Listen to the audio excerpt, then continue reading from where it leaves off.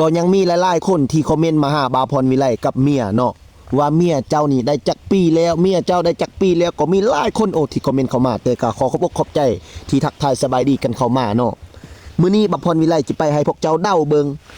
เมียคอยซำนี้เนาะหุ่นกับซำนี้สูงกับซำนี้เตี้ยกับซำนี้ขาวกับซำนี้จอยกับซำนี้ใหญ่ก็ซำนี้พวกเจ้าว่าละได้จักปีเดี๋ยวนี้ให้พวกเจ้าเด้าเบิงถ้าผู้ใดเด้าทึกเลยแม่น3คนที่มาก่อนหันสิเติมบัตรให้ผู้นึง20,000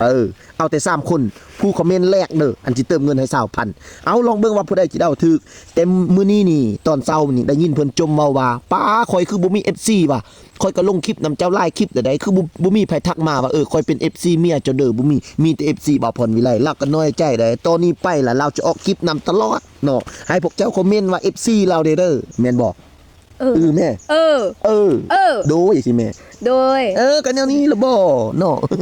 เด้อพี่น้องให้พวกเจ้าเดาเบิ่งเนาะถ้าผู้ใดเดาถึกเนี่ยมัน3คนมาก่อนนี่จะเติมบัตรให้ผู้นึง20,000ว่าเมียข่อยได้จักปีเอาซ้ำนี้ก่อนแล้วมื้อหน้าต่อไปแล้วสิต่อไปว่าได้จักปีเนาะเอาอย่าลืมอย่าพลาดพี่น้องเนาะถ้าผู้ใดเป็นทางทรงขึ้น